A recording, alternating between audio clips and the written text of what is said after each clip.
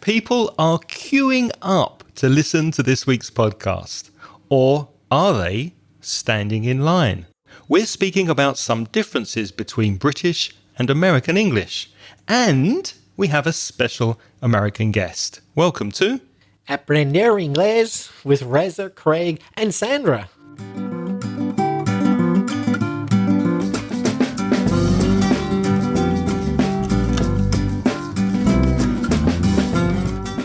Hello and welcome to the podcast. My name's Craig.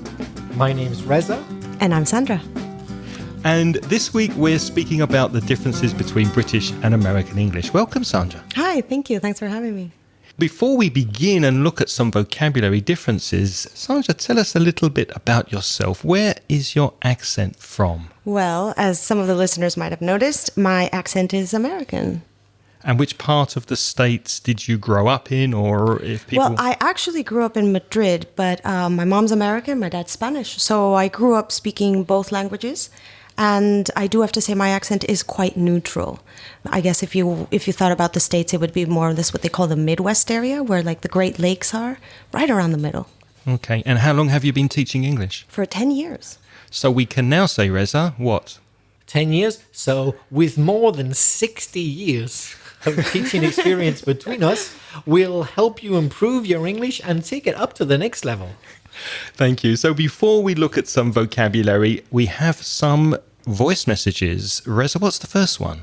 Well, we got a voice message from Yaya. That's Y-A-H-Y-A, Yaya, from Morocco. Hi Craig, how are you? I am a vet student from Morocco and I need some advice. Thank you for sending us your message, Yaya, and I really like the dogs in the background, especially since you're studying to be a vet. Reza, we've done an episode on veterinarian medicine, haven't we? That's right, Yaya. You could have a listen to episode 97. So go to inglespodcast.com/97, and that's our episode on veterinary and pet vocabulary. And if you go to listen to that episode, Yaya, you will see a lovely photo of Reza sleeping with Berta. So it's recommended just to see the photo. Just one small thing about your message. Be careful of advice. It's an uncountable noun. So we don't say advices, we say advice. Can you give me some advice? Or can you give me a piece of advice? Reza, what's the next message?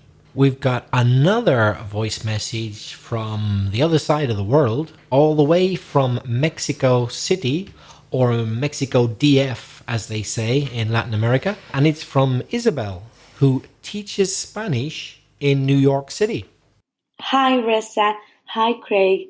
My name is Isabel Ibáñez de la Calle, and I'm originally from Mexico City, but I've been living in New York City for more than a year now.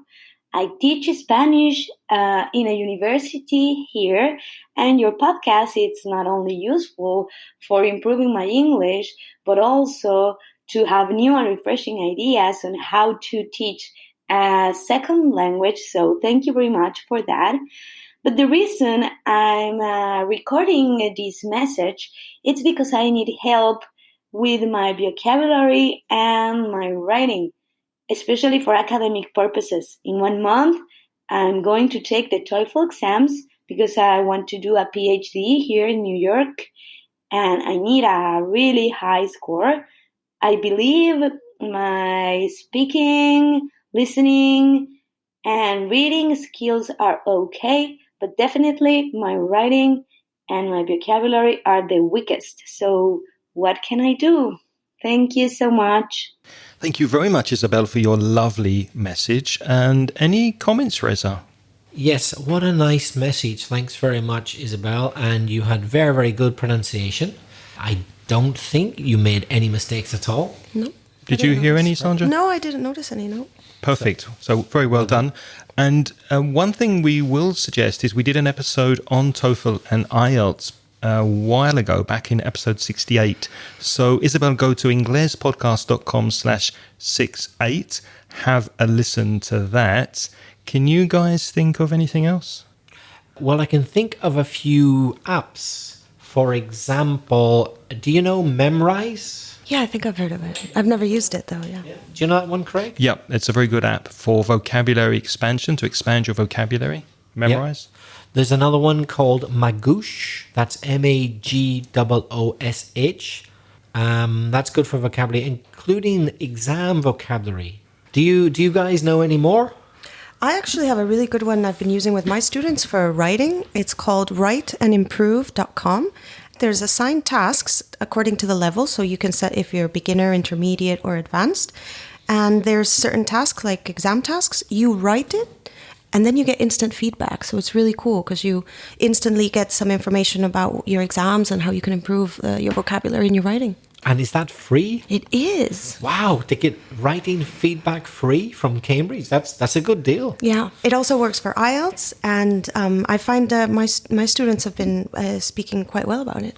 Very cool. Thank you very much, Sandra. Also, Quizlet is recommended by all three of us, I think. Quizlet is very well known. And there's another one I found that's highly recommended on the web called Volt Vocabulary, VOLT, Volt Vocabulary Learning.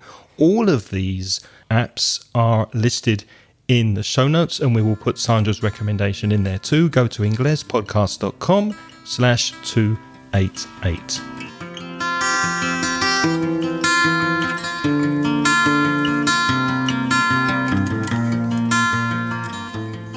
So, moving on to vocabulary differences between British and American English. Sandra has a lot of experience with American English. We have spoken about these differences before, Reza, haven't we? In previous episodes. We sure have. Sorry, I've got to get out of the habit of doing a bad American accent from the start. This episode is not going to go well. Because Cassandra's thinking that is not convincing anybody. I can do a southern accent if you want that. That's very cool, ma'am. Yeah, thank you. Much obliged.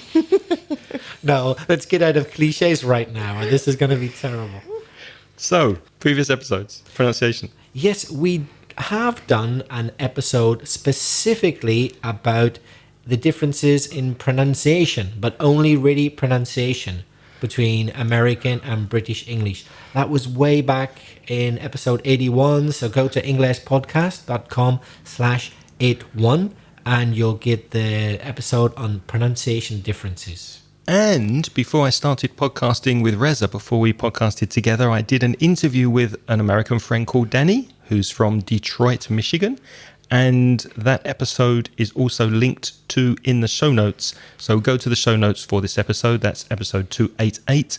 And have a listen to my episode with Danny, in which there are many, many vocabulary examples from British and American English. Let's start with babies. What do you think? Well, yeah, I was thinking about words in general, and I thought, let's think about chronologically. In other words, right from when you're born, you're a baby. And probably the very first word most babies learn, maybe not all, but most babies, is their mama, la madre. And in American and British English, they're actually different. So the very first word, right? Yep. The very first words are different. It's incredible. How would you say it? Mom. That's how I say it. Mom or mommy. Mom or mommy with an O, written with an O. Exactly. Mom or mommy. What would you say, Craig? I'd say mum. Yeah, me as well. Mom or even mummy. Mm-hmm. Yeah. Have you ever heard ma'am? M-A-M? More in the south of the States, is it? I've heard it Irish. One of my Irish friends calls her mom ma'am. Ma'am or mammy? Yeah. Mammy is very popular in the south of Ireland. Or, as I was doing a bit of internet research to refresh my memory, I remembered that in the north of England, but only in the north of England, think Liverpool, she's me ma'am. Mm-hmm. Isn't it? Yeah, north of England, but not in London. So when we talk about British and American accents and words, don't forget that there are lots of different ones. So in Liverpool, they might refer to their mum, but they wouldn't in Belfast or London or Glasgow. Strange, eh? And what about grandmother? Because I used to call my grandmother Gran or Granny or Nan or Nanny. Is that similar in American English? Yeah, most people would call it grandma. Or sometimes they call it mom and pop. So if you're going to mom's house or pop's house, it does mean your grandparents, yeah. Yeah, I love that word pop. Pop, It's yeah. so old-fashioned. It means a couple of things in the U.S. though. It could also mean soda. Well, like a carbonated drink, like Coke or something. It's in some areas people call it pop. Yeah, soda pop. Yeah, exactly. Let's look at two very common differences which may confuse listeners when they travel to the States or to the UK, and that's the difference with cuenta in Spanish. How would you say that in UK English and American English? So in the U.S., if you're in a restaurant and you want it's time to pay, you would ask for the check. What would you say, Craig?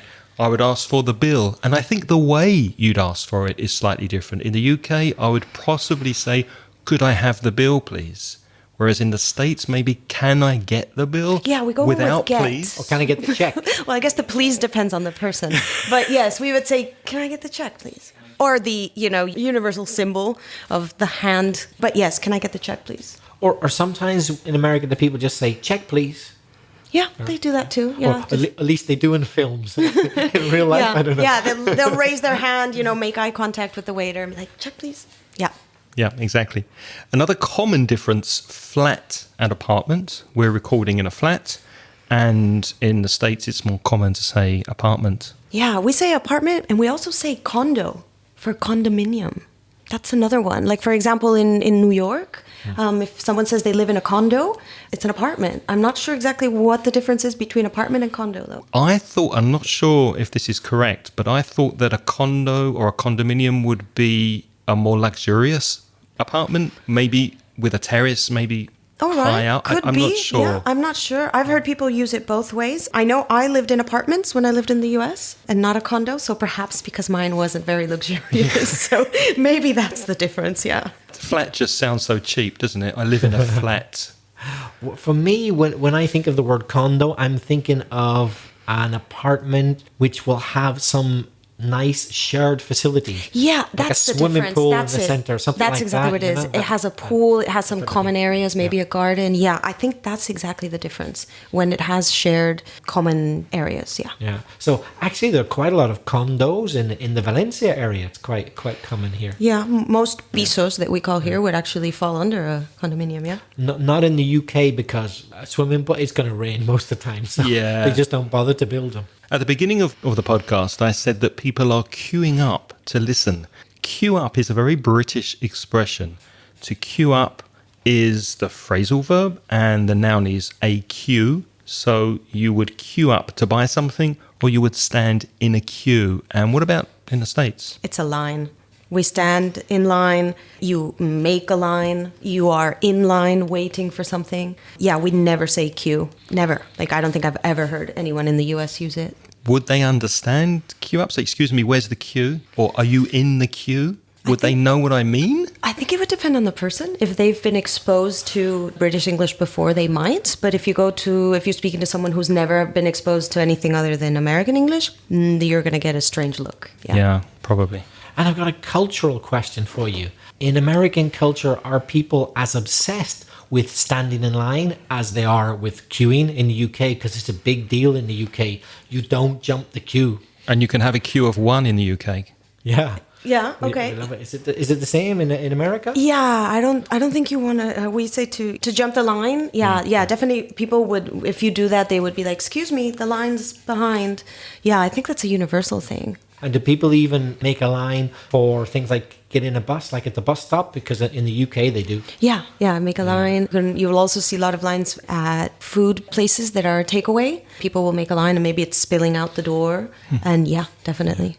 You don't want to cut in line. That's what we say, to cut in line. That's it.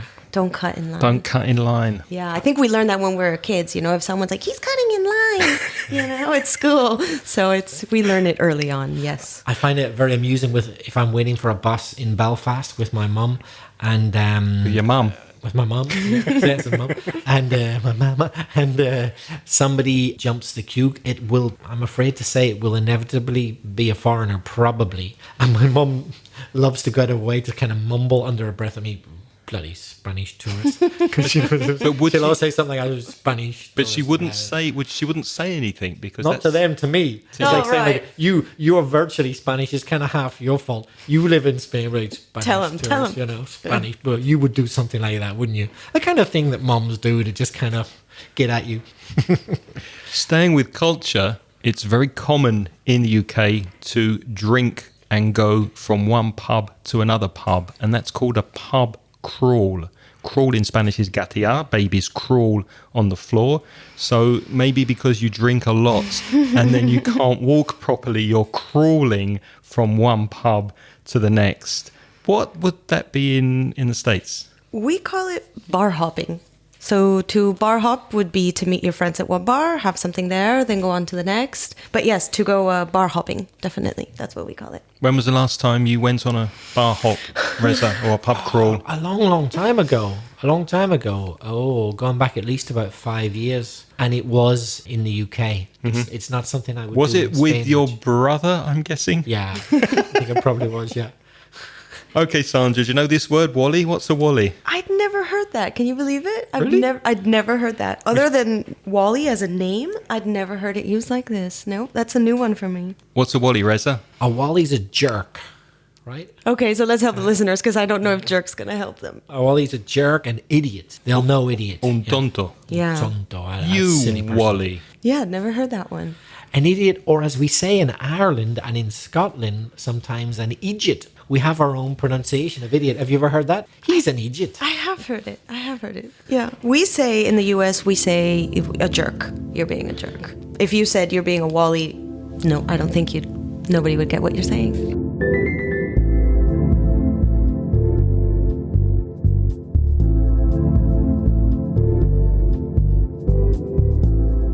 I was near Boston once at the University of Massachusetts a long time ago, back in the 80s, and I went with some friends to buy some beer. And as soon as we came out with the beer in our hands, we started drinking. I started drinking it. And my friends, my American friends, were really annoyed. Yeah, they were probably like, no. Because in England, in the UK, you'd do that. You'd walk out with a beer and start drinking it in the street. But the point is, the place where we bought it, I would say off license. OFF license, Why off is license. it off license? Well, it's because it's off license. They don't have a license to sell alcohol that can be drunk on the premises. Right. All right. Unlike a bar, which is a licensed public house, so right. off license, they can sell it, but they don't have the license for you to drink it in the premises. Yeah, it's just a shop after all. Yeah. So what would that be in US English? It's a liquor store. A liquor store. Yeah, that's exactly what we call it. I have heard the word, and it's funny because being a Spanish speaker, bodega, I've heard that used as well. But most commonly, it's a liquor store. Yeah. Yeah, that word bodega, I've heard in British English as well, but more for like a wine cellar. Or Yeah, it seems a bit more posh and upmarket. It's and going to be for wine, yeah, isn't upscale it? than a liquor wine store. or brandy. You're not going to find lager in a bodega. You're going to find wine or brandy or that type of thing. Yeah, right? exactly. Yeah, in the U.S. it has to be a liquor store. You can't buy. I think some supermarkets do sell beer, but most people would go to the liquor store. And in films, you always see people drinking from a The paper bags. bag. Because Right. it's illegal to drink alcohol in some states in the street. On buses. Yes, that's true. And when I went to live in the States, that's something that surprised me as well. Like you were saying, yeah, there's this thing where you can't be drinking in the open street, and the cops can even arrest you. And if they give you a breathalyzer test, you could be arrested under, it's called public intoxication. Drunk and disorderly. I think it's the step before. Something very important when you're traveling in an English-speaking country is asking to go to the toilet, or in the States, The restroom. yeah. Toilet for us is like physically like in the restroom where you're going to go. You know. The porcelain Exactly. receptacle. Yes, I think it's called a bathroom fixture. But yes, so for us, it would, if someone says I'm going to the toilet, it seems almost a bit too literal. So we say, restroom. Restroom. Yeah, I'm going to powder my nose. that too. If I said to someone in the States, my mate Reza, would they know what mate is? Yeah, I think by now most people would Because of understand what that TV means. and Exactly. films. So culturally, they know what it is, but not many people use it. We would say friend, buddy, pal, bro. Bro. But mate is understood as a very English word. We do have all these words in English, buddy and pal, but we don't say it very much in a normal conversation, do we? Except in Glasgow. Hey, pal. As accepted in Glasgow, so all right, pal. You all right, pal? How's it All right. going? Yeah. Specifically Glasgow, all right, pal. All right. We also That's use strange. buddy in the US is also used a lot by parents when they refer to their young son. Oh, like really? they go, "Hey, buddy, come on, let's go to the park." Yeah. Okay. So it's a very common thing when a parent is referring to their young son, they call him buddy. It's a very informal form of address, right? To Yeah. say mate or pal. Yeah. What about going to the other end of the spectrum? If I were to say to someone in Chicago that I didn't know at all, can you help me, please, madam? What would they think about this word, madam? And they would say, "Hey, don't call me madam. You're making me feel old."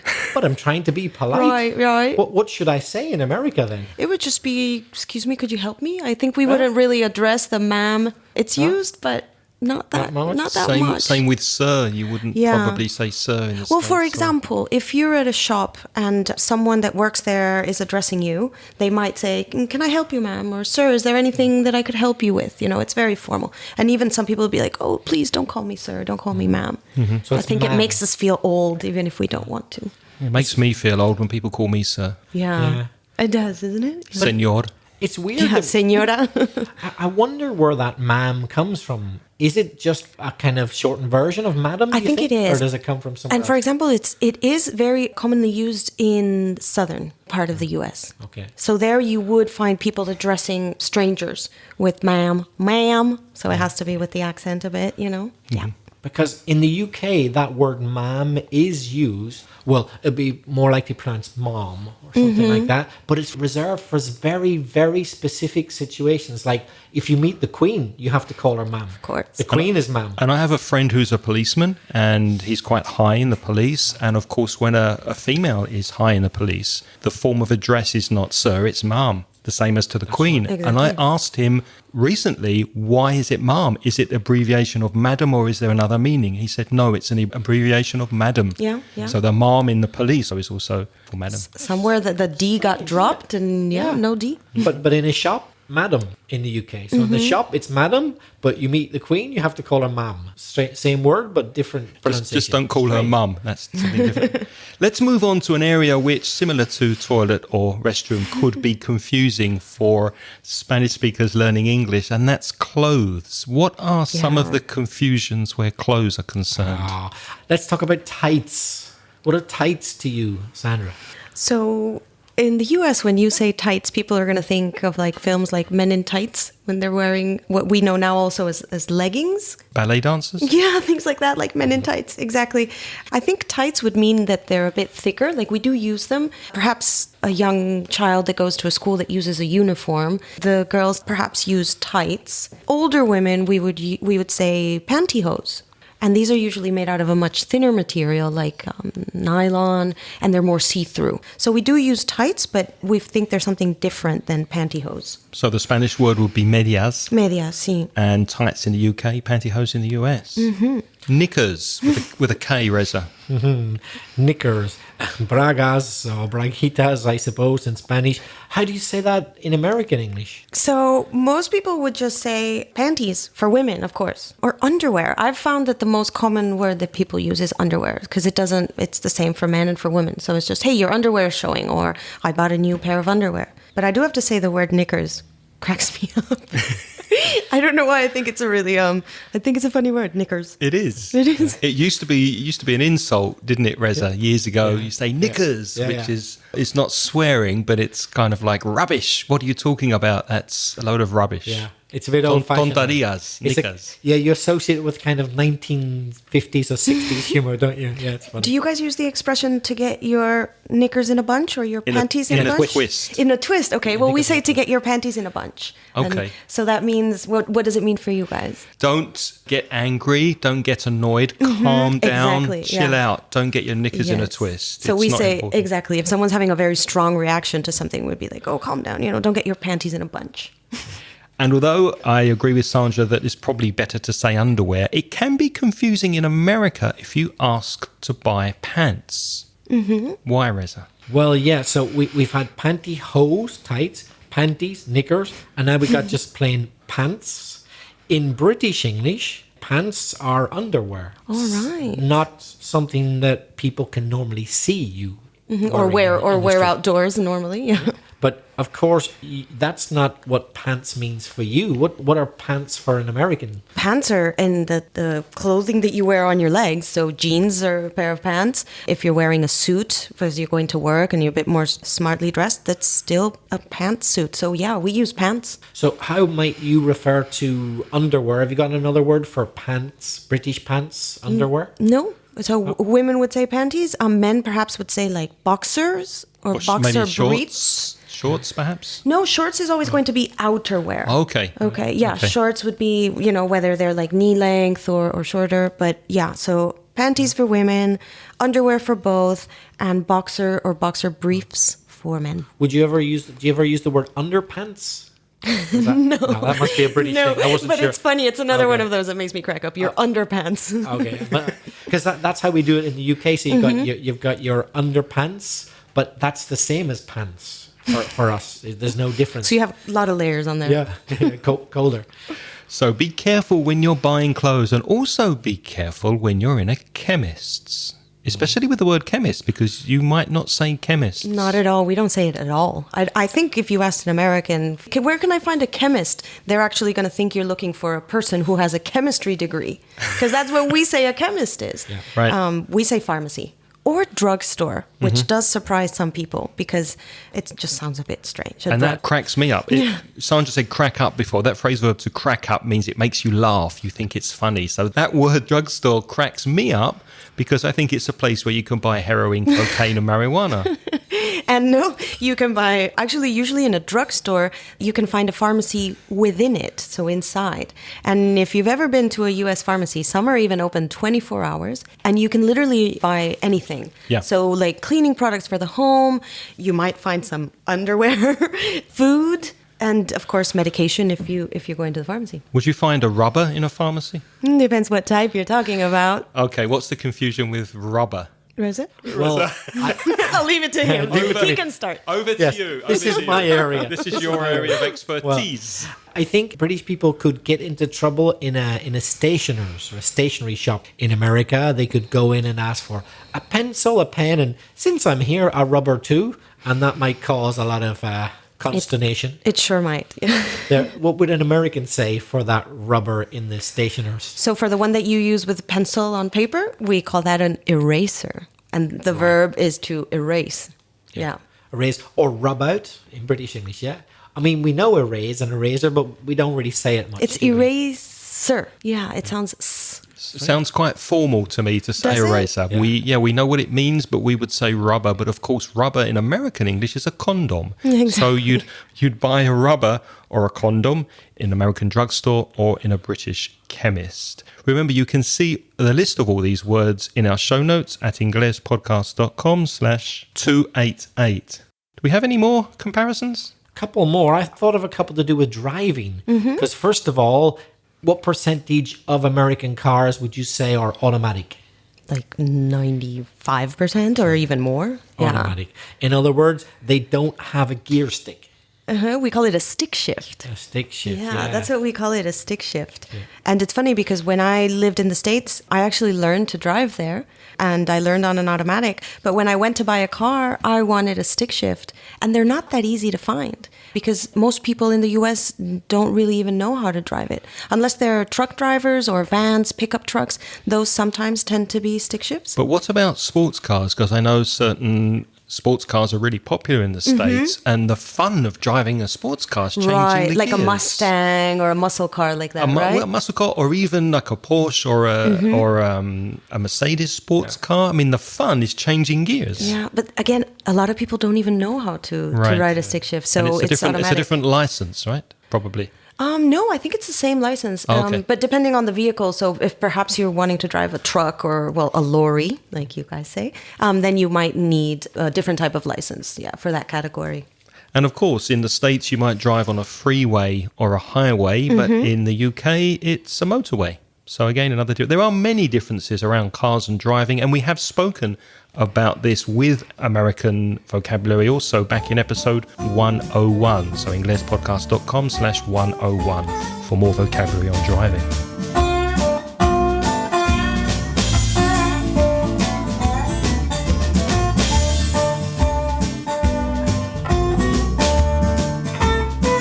So we've prepared some words to test Sandra that she may or may not know Let's see. with American British slang, and I think Sandra's prepared some for us. So Sandra, let's do this alternately. Maybe we'll ask you one and see if you know it, and then you can ask us. So Reza, what's the first word to test Sandra on? Okay, so this is a British slang word. Let's see if Sandra knows what it means. Dodgy.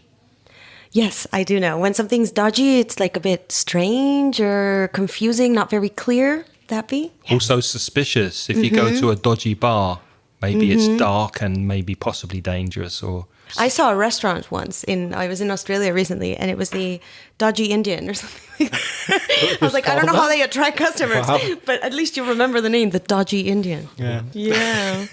That's funny because dodgy Indian is a really common collocation in British English. Oh, That's what's maybe- wrong with your stomach? Oh, I think I had a dodgy Indian. Then last that's night. why they named the restaurant. There you Yeah. go. All right. It's a very common collocation. All right.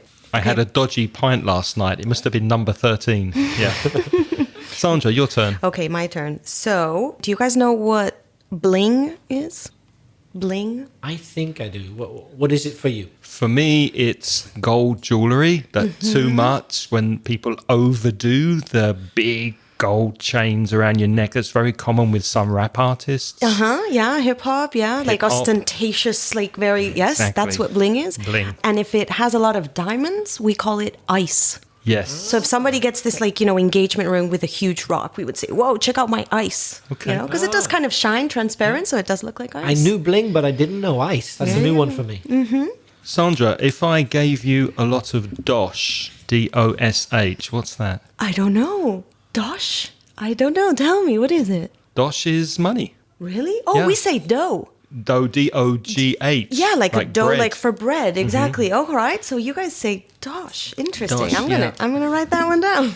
Someone gave me some dosh yesterday, or I need to give you some dosh. Is that a London thing, Southern England, or do you say that too we in would Belfast? say that in Belfast as well. Although we also use dough. We use dosh and dough. Would you say dough? Yes, and bread. Yeah. Bread for money? Yeah. Yeah. Bread. I think bread is more of a Southern English one. Okay. We wouldn't really say it in Belfast, but I understand it. Yeah, got no bread. Yeah. And in Spanish, of course, la pasta. Which Sí, is sí, dough. claro, Tengo pasta. pasta. Yeah, No dough. exactly. All right, my turn. So if we were having a conversation and I said YOLO, which is an acronym, YOLO, YOLO. I don't know why I'm saying it with that voice, but I think that's how I know people this. saying YOLO. I got you guys this. there. You got me there. I've heard it, but I don't quite know what it means. I know what Okay. it means, and when you tell me, I'm going to kick myself. which Okay, means so it's that- an acronym and it stands for You Only Live Once. So if you're thinking, oh, I don't know what to do, should I go? And your friend's like, YOLO, it means you only live once, you might as well do it. Do you know FOMO? Yes, fear of missing out. Fear of missing out. So when you FOMO. don't go somewhere, but you're like, oh, I should have gone. Am I missing something cool? That's FOMO. They're two new ones for me. I don't know. What's the next one, Reza? Is this a London one or is it Belfast? Or both? I think this is all over the UK. If you're chuffed. Like chuffed to bits. Yes. Yes, that's right. That means to be very excited about something. Okay, so I might have a head start on you guys because I have a lot of British friends, so I might have heard that. Yeah? So you've been chuffed before. I've been chuffed before. Very happy. Yep. And the added collocation that Sandra added is very common, to bits. Chuffed to bits, yeah. Really happy, really content. Reza and I were chuffed to bits when Sandra agreed to do this podcast Yay, with us. I'm excited. Okay, so let's see if you guys do this one. So if I tell you, hey, Reza, nice threads. Threads. I think like I've hilos in heard it. español. Yeah, I think I've heard it, and I think it means clothes. Yeah, Is it? yeah. It's like a trendy, like, ooh, check out the new threads I got. All right, come on. Another one. Okay, Sandra, you've been chuffed before. Have you been legless? Legless. No, or have I? You tell me. What do you think? I have no Reza, idea. has Sandra been legless? Oh, I don't know. I would like to say, or maybe you've been plastered. Have you ever been plastered? All right, now I get it. Yes, we get plastered. Yes, all right. Yes, that, yeah. And my legs, I did lose them a bit. So lose your legs, is that what it is? Legless. If you are Legless. legless, you are very, very drunk. Imagine your legs stop working, then you are legless, completely drunk. I've been legless before. Have you got another one, Sandra? Yes, I do. So, what are you doing if you jack something? What are you You doing if you jack steal it? it. Yes. So, hey, someone jacked my pen. You stole my pen. You know, the other day I had a really busy day, and by the evening I was knackered. So you were super tired. Yes, knackered. We definitely don't use that in the US at What all. would you say for slang? Whipped? I'm whipped. I don't know if I can find... Beat? I'm beat? Yeah, I'm beat. I'm exhausted. Okay. But yeah, knackered? No. That's with a K. Mm-hmm. Knackered. I'm absolutely knackered. Craig, if I told you that you are ripped, what does that mean if you're ripped? I would say thank you, but I think you are not telling the truth because... Do you know Reza ripped? I don't know it. Have you been going to the gym, Craig? You're Ripped. ripped. It's full of muscles. Yeah, like super strong, defined muscles. So that's someone who's ripped. That's definitely not describing me. I've got the body for podcasting, as you can see. Do you know what? I would never have guessed it until you said the word gym. And then I kind of put two and two together and I thought of rippling muscles. Exactly. Maybe that's what it comes from. Yeah, I don't Yeah, know. he's ripped. Razor's ripped. I hadn't heard it before. Yeah, I've ripped my trousers again. Or your pants. If you fancied a quick kip, what would you be doing to kip? K-I-P. No idea. If you're having I a love kip. these. I have no idea. I'm learning all these words. Nothing. A very Spanish thing to do. Yeah? Yeah. Is it take a nap or something? Yep, exactly. Nice. So- Take a nap, yeah. To nip. Yeah. Kip. Kip. Okay, kip. K-I-P. Yeah. I'm having a kip. Be quiet. Shh. Dad's having a kip. All right. We would just say a snooze. Mm-hmm. Okay, Dad's having a snooze or taking a snooze. Do Americans now use the word siesta directly? Say, I'm gonna have a Yeah, little they love the siesta. word siesta. They think here in Spain everyone is asleep on the streets at 3 o'clock. So yeah, I'm going to take a siesta. Yeah, they do. We say we're having a yes it is. A yes, it is. Yeah, I'm going to have a quick 5-minute yes it is. Siesta. Siesta. Next one, Sandra. All right. So, Reza, if I said you were a klutz, would I be saying something good or bad about you? You would be telling the truth, and unfortunately, it means I'm a bit silly, a bit dopey, a bit stupid, and it's true. I am a klutz. But Okay. isn't it also you drop things? Yes. So And- in the US, a klutz is someone who's clumsy. So who's, drops things, knocks glasses over. I mean, I'm a bit of a klutz. Me so, too. yeah, that's what it means. How do you spell it? That's K-L-U-T. Well, I'm American, so I say Z or Z. Okay, klutz. Wow, I wonder where it comes from. It sounds like it's originally from some other language, Yeah. German maybe. Yeah, it could be. It doesn't look like any kind of English spelling. Yeah.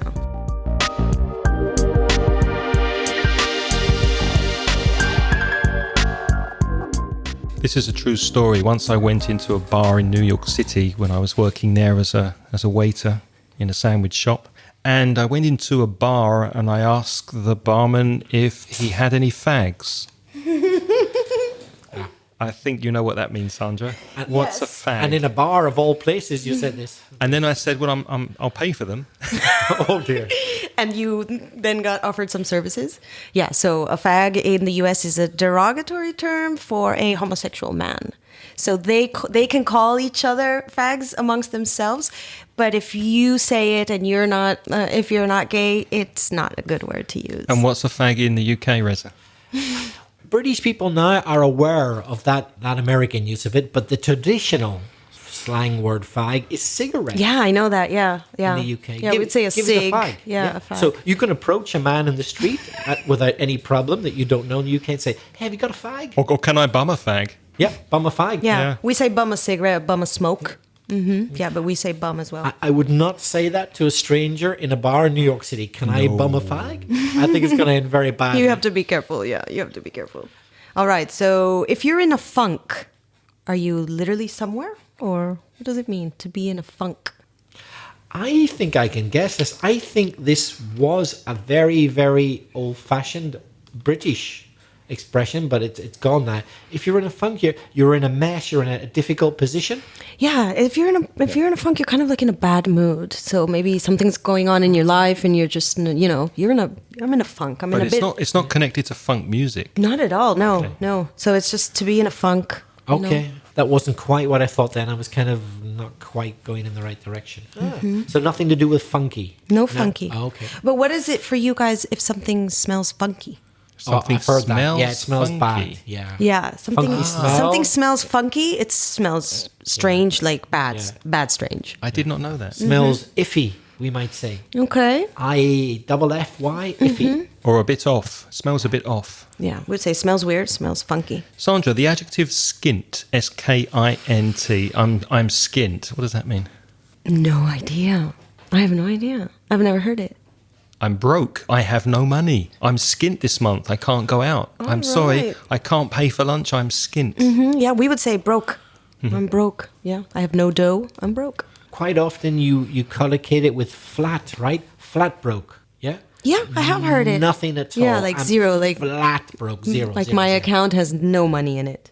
All right. So if you look a bit ratty, how do you look? If you look, your hair's a bit ratty today, Reza. I was going to say annoyed, but if you're talking Yeah. about hair, I was going to say annoyed as well. I'm not sure then. Yeah. So you didn't comb your hair today. It looks a bit disheveled. This is normal for me. Yeah. So ratty would be, we could talk about like your clothes. So maybe if you haven't washed your clothes and it's ripped or very worn, you would say those are some ratty clothes, or you look ratty, disheveled. You haven't really taken a bath even, maybe. I did not know that's another word I've learned. For clothes, you might say in British English, tatty. Not ratty, but tatty. Yeah, your clothes look a bit tatty. Yeah. Cutre. So that's similar. Yeah. What's the next one, Reza? Well, a bog roll. A bog roll. So I think I know what a bog is, because a bog, it's like this little like stream of water. Could be. A bog roll, like, does that mean you fell in a puddle? But this will be in the house. In the house? BOGROLL. Then I'm completely lost. I'll give you a clue. If you don't have bog roll in your house, it's It's a serious a problem. big problem. Is it? Does that having to do something with the pipes and water pipes? You're or- close. You're getting warmer. Oh my God, tell me. It's something to do with the restroom, as Okay. you would say. It's The toilet paper. Ooh, yeah, that can be problematic. Because yeah. the bog is a slang word for toilet in the UK. So And bog roll would be the roll of, okay. Oh, we say teepee. Teepee? TP, toilet paper. Like, oh, I run out of TP. We're all learning things, Yeah, aren't we? So, if I tee you off, and this is not a golf term, Oh, okay. if I tee you off, what am I doing? Annoying me? Yes. Yeah. Yes, Is it I'm tick? pissing you off. Okay. Okay. Can you also say tick someone off? Is it tick Yeah. off? Yeah, Yeah. that's it. Tee Yeah. off, tick someone off. Right. Yeah. I think probably it comes from that one. It's just been shortened to just the T. Yeah. Okay, the final one, and I think it's quite a suitable word because it's nearly time to finish the podcast, and I'm peckish. Peckish. I don't know why this makes me think of chickens and like pecking. Yes. So, but I wouldn't know what it means. I'm feeling peckish. I'm feeling hungry. I Alright. want to eat. You're okay. We would say like I'm starving, or But it wouldn't be as 'Cause that means you're extreme. really you're okay. really hungry. I'm peckish. I could eat something. I feel like eating something. You fancy a nibble? Which is A very nibble. good as well. okay, I like Fancy a nibbles. nibble, Do you want yeah. some Fancy nibbles? nibbles, I like yeah. saying it with a British accent. All right. So the last one I'm going to say is, if I know zip, what do I know? You know, squat. Squat. I know Diddly- nothing. nothing. Diddly squat. Exactly. Zip. Like I know zip. You So know jack. nothing. You Zero. know jack. Yeah. Exactly. Nada. All right. Good ones. And now it's your turn to practice your English. I hope you've enjoyed our vocabulary comparison with British and American English. If you would like to reach out and get in touch with us, Reza, where can people send their voice messages? And we do enjoy hearing your voice, so please get in touch and practice your English. Yes, send us a voice message in any accent you want. It can be Belfast, it can be Essex, it can be Chicago, Detroit, even Boston, if you can do it, to speakpipe.com/Ingles podcast. If you prefer email, you can reach me, Craig, Craig, at inglespodcast.com, or Reza is at belfastreza@gmail.com. And remember, if you would like to visit our website, Mansion Ingles, you can buy some online courses, audio courses and other courses. That's at store.mansioningles.net. And we'd like to thank all our sponsors, our patrons on Patreon. We'd like to, but we haven't got enough time in the podcast. But you can read their names in the show notes. But we would like to give a welcome to our latest sponsor, and that's Carmen Romero. Thanks very much. Thank you, Carmen. But thank you to all of you. As I say, the list is there in the show notes if you want to check it out. And if you would like to become a Patreon for as little as $1 per month, go to patreon.com, patreon/Ingles podcast. What's next week, Reza? Sandra. Sandra, do you know what we're speaking about on the podcast next week? Yes, so we're going to be talking about famous movie quotes. Although sadly without Sandra, because she's just agreed to come and guest on this podcast. But we do hope you'll come back in the future. I'd love to. And join us again. Sandra, thank you very much. Thank you. Learned a lot today. It's been a lot Me of too. fun. Learned a lot. And we've learned a lot. Thank you very much for listening. Until next week, it's goodbye from me. Goodbye from me. And goodbye from me. The music in this podcast is by Hits, and the track is called See You Later.